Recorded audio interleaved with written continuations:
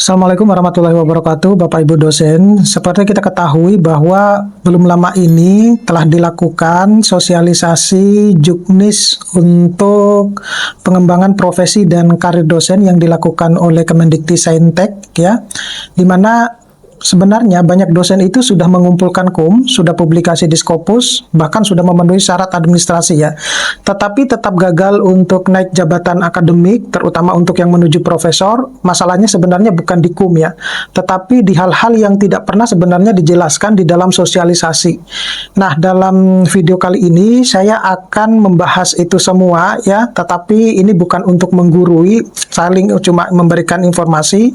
Jadi saya tidak akan mengulang pasal-pasal Juknis yang sudah mungkin Bapak Ibu tahu ya, atau Bapak Ibu bisa membacanya. Saya akan menjelaskan apa yang tidak tertulis, yang tidak disosialisasikan, tetapi dipakai dalam penilaian ya, mulai dari artikel saat studi lanjut, kemudian batas aman Turnitin, ataupun artikel-artikel review, sampai alasan kenapa loncat 2 tingkat itu wajib harus doktoral ya, khususnya untuk asisten ahli ke lektor kepala. Nah, kalau Anda dosen yang sedang atau mengajukan jabatan akademik, nah video ini mungkin bisa menyelamatkan Anda dari penolakan yang seharusnya bisa dihindari.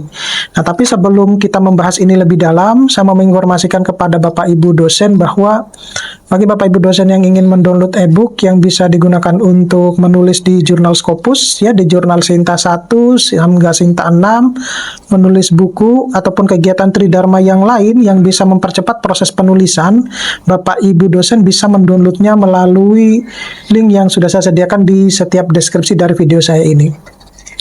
Nah, yang pertama dulu Bapak Ibu dosen terkait dengan artikel yang dipublikasikan dalam studi lanjut ya. Kita ketahui bahwa hasil sosialisasi kemarin itu juga tidak membahas artikel yang dipublikasikan selama studi lanjut ya. Pertanyaannya adalah apakah bisa digunakan sebagai syarat khusus jabatan akademik atau hanya untuk penambahan jumlah ya. Jadi kalau secara eksplisit, kalau kita melihat ini berdasarkan persepsi saya, penjelasan kebijakannya itu bahwa artikel yang ditulis selama studi lanjut, baik itu S2 ataupun S3, tidak secara otomatis ditolak ya. Sekali lagi, itu tidak secara otomatis ditolak. Nah, itu boleh digunakan dengan 2 syarat utama. Pertama, itu adalah afiliasi dosen itu tetap tercantum jelas pada institusi asal, baik itu PTS maupun PTN. Kemudian yang kedua, itu artikel tersebut itu memiliki kesinambungan keilmuan dengan bidang tugas dosen. Nah, penggunaan dalam jabatan akademik dosen itu bisa dihitung sebagai tetapi tidak bisa digunakan sebagai syarat khusus, misalnya syarat publikasi internasional bereputasi untuk lektor kepala ataupun ke guru besar. Nah, alasan kebijakan, syarat khusus dimaksudkan itu sebagai output sebenarnya kinerja dosen pasca pendidikan, bukan output yang lahir dari proses belajar formal, Bapak Ibu dosen ya, jadi jelas. Nah, catatan pentingnya, artikel studi lanjut itu tetap bisa dinilai strategis ya, sebenarnya untuk memperkuat rekam jejak riset, juga bisa menjadi sebenarnya dasar kesinambungan roadmap penelitian. Nah, kemudian untuk yang berkaitan dengan artikel review atau sistematik literatur review ya, apakah bisa digunakan sebagai syarat khusus atau hanya juga bisa digunakan untuk penambahan jumlah Jadi klarifikasi mungkin kebijakan ini sekali lagi berdasarkan asumsi saya ya, karena saya mengacunya juga kepada POPAK 2019. Artikel review naratif itu bobotnya lebih rendah ya. Kemudian sistematik literatur review yang lagi booming saat ini itu juga bisa dikatakan bobotnya juga lebih tinggi ya. Nah, dalam jabatan akademik dosen, kalau review naratif itu bisa digunakan untuk penambahan ya, tetapi tidak bisa digunakan untuk syarat khusus. Sedangkan untuk systematical review yang memiliki metode ya, kemudian prisma dan lain-lain, dan bahkan dia bisa di kesimpulannya itu bisa merekomendasikan untuk penelitian lebih lanjut, itu bisa digunakan untuk syarat penambahan tetapi untuk syarat khususnya mungkin terbatas. Ini ya, mungkin ada kata mungkin di situ.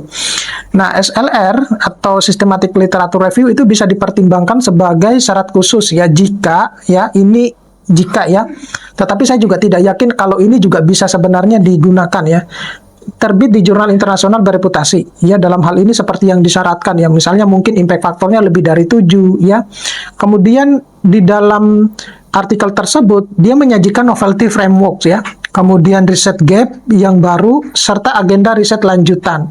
Namun secara prinsip, syarat khusus ini tetap memprioritaskan riset empiris ya, atau inovatif, bukan sintesis semata gitu ya. Jadi kalau mau cari aman Bapak Ibu dosen, mending yang dijadikan syarat khusus itu adalah artikel-artikel yang merupakan artikel riset ya, bukan yang berbentuk review gitu. Nah, yang sering banyak muncul pertanyaan itu juga adalah batas similarity Turnitin ya. Ini sama sekali tidak pernah dibahas di dalam aturan atau kebijakan yang dibuat ya. Ketika misalnya kita mengajukan jabatan akademik dosen tiba-tiba ditolak hanya gara-gara similarity-nya yang tidak pernah disosialisasikan. Nah, ini yang paling sering ditanyakan tapi jarang dijelaskan ya secara terbuka. Jadi standar yang digunakan elevator itu misalnya total similarity-nya kurang dari 25%. Kemudian primary source-nya ini yang seringkali bermasalah, yaitu ternyata tidak boleh lebih dari 1% gitu. Nah, ini informasi ini saya dapatkan dari para asesor PAK. Jadi, kenapa kalau misalnya Bapak Ibu dosen yang mengajukan kenaikan jabatan akademik ya, khususnya untuk syarat khususnya, baik itu ke lektor kepala ataupun ke guru besar, yang ditolak gara-gara similarity-nya ternyata primary source-nya ini yang bermasalah ya. Jadi kalau primary source Bapak Ibu dosen itu ada yang lebih dari 1%, maka pasti akan ditolak. Nah, padahal hal semacam ini itu tidak pernah disampaikan di dalam sosialisasi gitu ya. Jadi saya juga mengetahuinya itu pada saat ada dosen yang ya kita saling ngobrol diskusi terkait dengan penolakan tersebut, dan saya mencari tahu informasinya, ternyata permasalahannya ada di primary source-nya. Nah, catatan krusialnya, angka itu bukan satu-satunya penentu ya. Distribusi similarity itu lebih penting daripada angka total. Nah, ditolak itu jika similarity itu terkonsentrasi di 1-2 sumber utamanya. Kemudian bagian metodologi dan hasil ini memiliki similarity yang tinggi. Jadi pastikan Bapak Ibu dosen juga harus pandai-pandai dalam menulis metodologi dan hasilnya ya. Nah, kalau diterima itu meskipun 25% ya, jika misalnya tersebar, kemudian dominan pada referensi umum atau metodologi yang standar. Kemudian yang berikutnya itu berkaitan dengan tolak ukur indeks kinerja dosen yang juga dijadikan sebagai syarat ya di dalam pengajuan jabatan akademik dosen. Nah, ini juga kita bertanya-tanya ya, tolak ukurnya itu seperti apa menilai seorang dosen itu memiliki indeks kinerja ya dosen yang bagus gitu.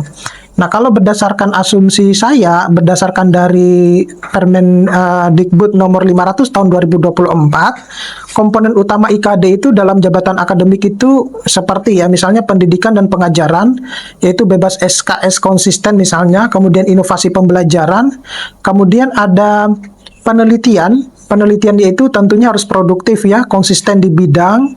Kemudian ada pengabdian, dalam hal ini adalah relevansi dan dampaknya, karena tetap harus dituntut berdampak ya Bapak Ibu dosen ya.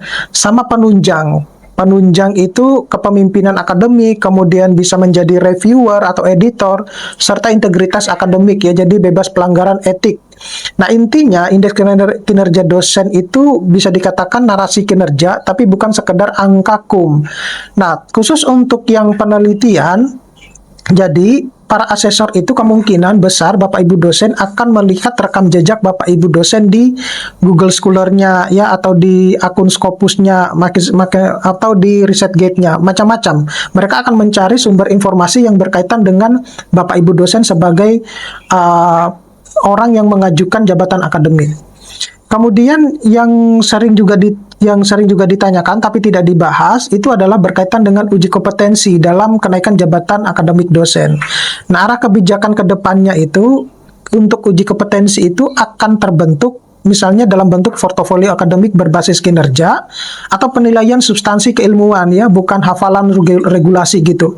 Jadi mungkin yang selama ini ditakutkan oleh banyak dosen atau yang dipertanyakan oleh banyak dosen, apakah uji kompetensi yang dimaksudkan itu adalah dalam bentuk wawancara? Ya, sepertinya tidak ya Bapak Ibu dosen ya. Nah, aspek yang diuji itu ya kedalaman dalam bidang ilmu, kemudian kontribusi keilmuan, konsistensi roadmap riset, sama etika akademik. Jadi bukan tes tertulis konvensional, tetapi evaluasi kualitas akademik secara menyeluruh ya. Mungkin asesor itu akan menilai juga dari rekam jejak Bapak Ibu dosen di Google Scholar-nya. Kemudian ada alasan yang lain ya, alasan loncat 2 tingkat wajib doktor ya, terutama untuk yang dari asisten ahli ke lektor kepala gitu ya. Nah, saya juga bertanya-tanya apa alasan dibalik itu, kenapa yang kualifikasi pendidikan yang master, mungkin dia memiliki kinerja yang bagus, tapi tidak bisa untuk loncat 2 tingkat lebih tinggi ya, misalnya dari asisten ahli ke lektor kepala. Nah, kalau berdasarkan dari apa yang saya pahami, alasan kebijakan strategisnya itu adalah kalau lektor kepala itu kan sama dengan pemimpin akademik ya. Jadi tentunya dituntut untuk kemandirian riset, kemudian kepemimpinan ilmiah. Kemudian kalau kualifikasi doktor itu memastikan bahwa kedalaman epistemologisnya itu lebih kuat ya, sama kepastian pengembangan ilmu. Nah, loncat 2 tingkat itu sama dengan loncat peran, jadi bukan sekedar loncat jabatan. Nah, untuk yang lainnya yaitu berkaitan dengan tolak ukur dampak ya karya ilmiah. Kan kita ketahui Bapak Ibu dosen ya bahwa saat ini itu bukan lagi sesuatu hal yang Scopus itu memang wajib ya, tetapi kita harus mengetahui bahwa artikel-artikel kita yang berhasil dipublikasikan itu harus memiliki dampak. Nah, yang banyak menjadi pertanyaan termasuk saya pribadi itu adalah bagaimana kita mengukur dampak dari artikel-artikel kita yang sudah terpublish gitu ya. Jadi mungkin seperti ini, dampak tidak selalu sebenarnya berarti citasi tinggi ya. Misalnya Bapak Ibu dosen punya banyak artikel tapi citasinya tidak begitu banyak. Nah, apakah itu bisa dijadikan sebagai indikator kalau artikelnya itu berdampak? Nah, kalau yang saya pahami indikator yang dinilai itu satu ya Bapak Ibu dosen ya. Relevansi isu global. Kemudian kontribusi teoritik atau metodologis. Kemudian digunakan sebagai rujukan kebijakan ya, serta bisa menjadi dasar riset lanjutan. Nah, bahkan artikel baru itu bisa dinilai berdampak jika diterbitkan di jurnal bereputasi tinggi dan bisa menjawab masalah strategis. Jadi seperti itu Bapak Ibu dosen, informasi yang bisa saya sampaikan terkait dengan juknis yang tidak dibahas di dalam juknis dalam sosialisasi beberapa waktu yang lalu. Mudah-mudahan ini bisa bermanfaat. Nanti kita akan ketemu pada video-video selanjutnya. Saya Iri, assalamualaikum warahmatullahi wabarakatuh.